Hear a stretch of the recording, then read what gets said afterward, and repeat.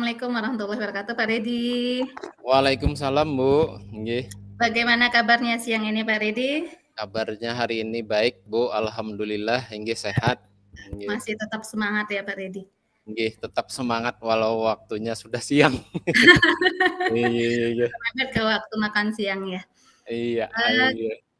Pak Redi, ini kan dalam pertemuan kita nih, kira-kira apa yang mau Pak Redi omongkan atau bicarakan gitu lah? Nggih. Jadi begini, Bu. Ini kemarin kan saya mengajar di kelas, nggih. Ketika saya mengajar di kelas itu, kan biasanya saya membawa media pembelajaran, nggih. Setelah saya membawa media pembelajaran, saya putarkan kan media pembelajaran yang interaktif itu, ternyata minat dari anak itu untuk belajar itu tinggi, Bu. Nah, nggih. Jadi menurut saya ini memiliki ide atau memiliki gagasan bagaimana kalaunya di sekolah ini menerapkan hal tersebut, nggih, semua mata pelajaran menerapkan hal tersebut, nggih. Jadi itu, Bu, permasalahannya yang saya ingin bicarakan dengan Ibu. Iya. Berarti istilahnya menerapkan media interaktif Iya, untuk betul, Bu. guru ya, Pak Redi. Nah, Nggih, karena dari pembicaraan kita ini, Pak Redi, Pak Redi ingin dapat apa dari percakapan kita ini selama sesi jeda kurang 15 menit? Jadi dari sesi coaching ini, Bu, sebenarnya saya ingin supaya rencana saya tadi untuk meningkatkan dari sisi pembelajaran yang menggunakan media pembelajaran yang interaktif tadi itu mendapat pencerahan lah tentang bagaimana saya mengubah paradigma yang ada di sekolah ini, bagaimana dengan guru-guru yang lain begitu. Jadi sebenarnya kan kalau melihat dari kondisi, dari situasi kan kemarin ada pandemi kan, kita belajarnya daring kan, otomatis teman-teman di sekolah ini kan mereka terpaksa kan menggunakan media-media interaktif tersebut untuk dikirimkan ke siswa melalui media sosial. Saya lihat itu dari keadaan tersebut akhirnya mereka walaupun secara terpaksa menggunakan hal tersebut, tapi kan akhirnya kompetensi dari guru tersebut meningkat, akhirnya mereka otomatis mengikuti perkembangan zaman juga begitu, Bu. Jadi tetapi lama kelamaan ini kenapa? Karena kan sudah luring, sudah tatap dengan anak di sekolah, ternyata kegiatan tersebut dihilangkan kan dengan metode konvensional pulang sekarang itu terjadi, nggih.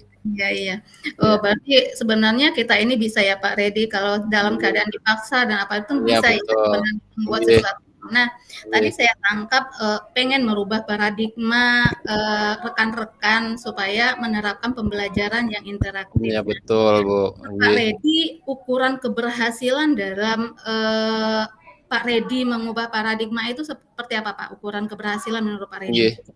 Sebenarnya kalau melihat dari kondisi di sekolah, Bu, kondisi di sekolah ini kan sebenarnya ya kalau kita berikan kategori mungkin ada 2 kategori kan biasanya di sekolah itu, ada yang guru-gurunya yang produktif, ada sebelahnya lagi kan yang sudah mungkin yang sudah senior-senior kan, mereka merasa dengan metode pembelajaran yang konvensional yang mereka lakukan mungkin mereka tetap pada zona nyamannya. Jadi seperti itu. Jadi saya ini paling tidak menginginkan kan kalau memang diberikan skala dari 1 sampai 10, mungkin posisi yang ada di sekolah ini kan mungkin 50-50, Bu. 50-50. Jadi ya taruhlah di angka 5 mungkin kan. Jadi untuk mengubah paradigma tersebut kan tidak mungkin kan langsung meloncat ke angka 10, nggih. Jadi kan kita harus sedikit demi sedikit, paling tidak ya di angka 7 atau 8 lah, nggih, untuk ukuran ketercapaian tersebut. Iya, Nggih, tadi kan, saya mendengar itu, ya di sekolah kita kan ada 2 kategori yang mana yang iya tergantung betul, ya, Bu. yang senior-senior ya, Pak. Nah, menurut Nggih, Pak Dari nih, pengamatannya dari Pak Redi, ini kan karena ada 2 golongan ya, Pak Redi. iya betul, Bu. Pengamatan Pak Redi itu, dari pengamatannya Pak Redi itu media yang interaktif seperti apa? Misalnya nih golongan yang senior-senior yang mungkin tidak terlalu cakap dalam teknologi, yang Iya sedang-sedang betul. saja. Nah, mungkin ada yang bunda-bunda yang menangkap teknologinya cepat. Nah, menurut pengamatan dari Pak Redi itu, media interaktif seperti apa yang akan Pak Redi terapkan untuk 2 golongan ini, Pak? Nggih. Sebenarnya Bu, kalaunya media interaktif itu kan banyak, nggih. Tapi ada yang simpel, yang sederhana, karena media interaktif ini kan berkembangnya pada saat zaman nih pandemi Covid ini. Jadi Mhm. banyak banyak akhirnya muncul aplikasi-aplikasi yang digunakan untuk pembelajaran. Contohnya Bu seperti aplikasi Canva. Aplikasi Canva itu kan sebenarnya untuk umum duluannya, tapi setelah ada pandemi maka akhirnya mereka membuat sebuah terobosan baru yaitu Canva for Education. Nah, jadi itu Mhm. dikhususkan untuk dunia pendidikan. Sebenarnya Bu, kalau melihat dari aplikasi tersebut mudah, sangat mudah sekali Iya. digunakan. Tetapi asalkan yang bersangkutan itu sudah ada basicnya, Mhm mhm. basicnya, dasarnya menggunakan ya secara sederhana kan kayak laptop, komputer. Tapi Iya. aplikasi Canva itu kalau tidak menggunakan komputer dan laptop juga mudah Bu, dengan Mhm menggunakan mhm. gadget, menggunakan HP juga bisa. Kan kalau saya lihat guru-guru senior itu kan malahan nggih HP-HP-nya juga bagus-bagus semua. Iya, sudah Android Nggih. semua ya, Pak Iya, Redi? sudah Android semua, sudah support untuk Iya, dipakai untuk aplikasi Canva tersebut. Tapi ya itu tadi Bu, kan mungkin minat atau motivasinya yang kurang untuk melakukan hal tersebut. Kadang-kadang mereka kan berpikir seperti ini mungkin mereka itu berpikir seperti ini, "Ah, buat apa nih menggunakan aplikasi ini, metode iya, konvensional kan bisa untuk transfer iya, ilmu." iya, Nah, iya, mungkin seperti itu. iya, Padahal kalaunya kita lihat sekarang ini, kalaunya kita mau transfer ilmu kan anak-anaknya sudah melek teknologi. Jadi iya, bagaimana bisa sinkron kan dengan iya, gurunya iya, benar. yang masih pakai metode kolonial lah istilahnya ya. Sebenarnya harus menyesuaikan ya, Pak Redi. Iya, Nah, tadi ini kan Pak Redi bilang itu, setidaknya salah satu diambillah media pembelajarannya itu seperti Canva. Nah, sekarang itu kan Pak Redi sudah bisa lihat ya, kapasitas atau, kemampuan dari rekan-rekan nih, rekan-rekan kalau seandainya tadi Pak Redi bilang kalau skala bagusnya itu 10, mereka sudah bisa mengoperasikan Canva, mereka sudah bisa membuat Canva. Nah, itu idealnya. Itu iya idealnya itu betul. kan seperti itu. Nah, dari yang Nggih. Pak Redi lihat ini sekarang guru-guru di sekolahnya Pak Redi itu ada di tingkatan mana, Pak, untuk mengoperasikan media interaktifnya seperti Canva itu? Nggih. Kalaunya saya lihat Bu, di sekolah saya ini, kalaunya guru yang junior, yang muda-muda, itu lebih dominan Bu, lebih banyak. Jadi kemarin itu mereka memang memiliki inisiatif sendiri untuk, untuk mempelajari yang namanya, aplikasi media pembelajaran seperti interaktif seperti Canva tadi. Jadi biasanya mereka nanya dengan teman-teman sejawat seperti sama saya, Bu. Jadi kami Mhm, kan sambil sharing, sambil berkolaborasi, nyambung, Bu, kalaunya iya, untuk yang untuk yang iya, muda-muda.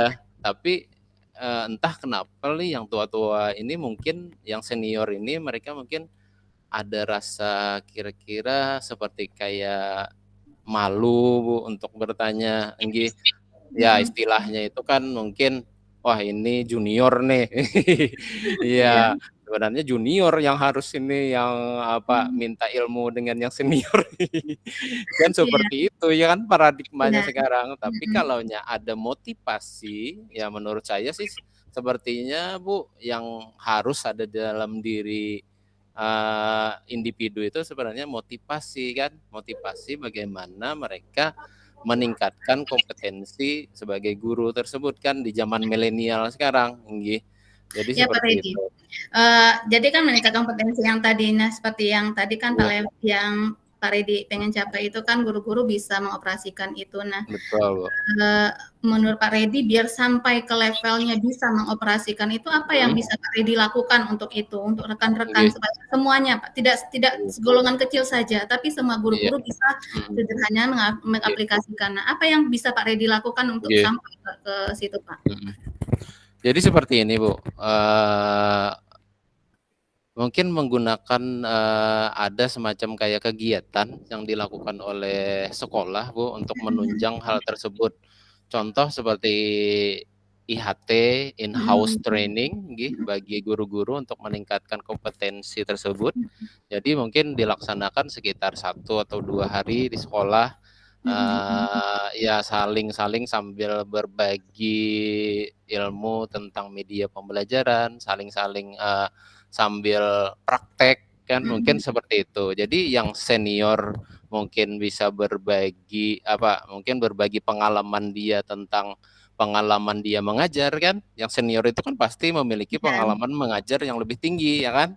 Nah, jadi yang junior ini mendukungnya dengan membuatkan media yang interaktif. Jadi saling-saling ibaratnya itu Bu tidak ada yang dominan lah di situ, tapi Iya. saling-saling untuk berbagi pengetahuan, berbagi ilmu untuk menunjang proses pembelajaran di sekolah supaya anak itu yang tadinya minatnya kurang, setelah kita menggunakan media interaktif tadi mereka akan muncul minatnya yang lebih tinggi lagi dalam pembelajaran. Jadi seperti itu Bu, mungkin rencana aksinya nanti yaitu mengadakan IHT di sekolah.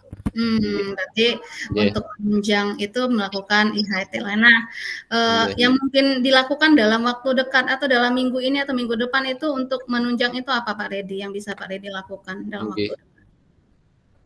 Kalaunya untuk jangka waktu yang dekat ini Bu, mungkin saling berkolaborasi aja dulu mungkin dengan teman-teman yang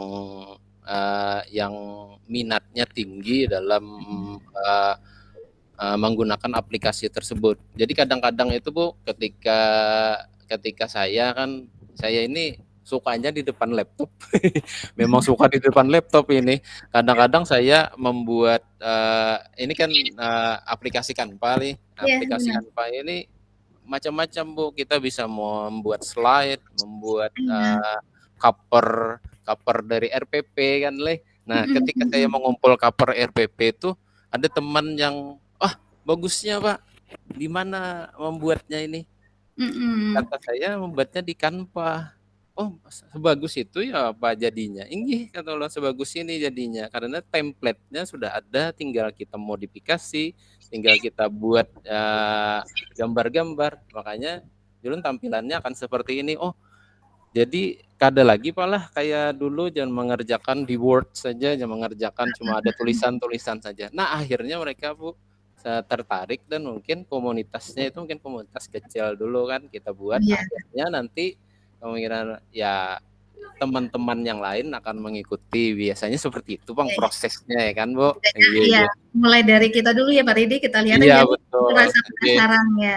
Nah, Iya. mungkin udah terasa nih Pak Redi, kita Iya. sudah di sisi akhir dari Iya. perbincang kita ini. Nah, Iya.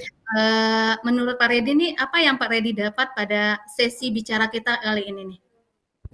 Jadi mungkin di awal tadi saya merasa bingung dengan apa yang gagasan yang ingin saya lakukan di sekolah tadi. Jadi gagasan yang ingin saya lakukan yaitu mengubah paradigma tentang proses pembelajaran di sekolah. Jadi setelah proses coaching ini saya merasa diri saya ini mungkin bisa berkontribusi kepada teman-teman yang lain untuk mendorong mereka supaya mencoba menerapkan dari pembelajaran yang berbasis teknologi tadi, yaitu menggunakan aplikasi Canva contohnya. Jadi seperti itu. Oke, terima kasih banyak Pak Redi. Mungkin untuk berikutnya bisa semua di guru-guru di sekolah kita bisa menerapkan aplikasi yang ini ya Pak, pembelajaran yang lebih menarik lagi. Mudah-mudahan Bu. Tunggu berikutnya ini perkembangannya bagaimana ya Pak Redi. Oke, terima kasih banyak Pak Redi. Iya, sama-sama Bu, terima kasih sudah Beraktivitas mau lagi. menjadi teman. Iya, Selamat ya udah. beraktivitas lagi. Oke, Iya iya, assalamualaikum iya. warahmatullahi wabarakatuh. Iya, waalaikumsalam Bu.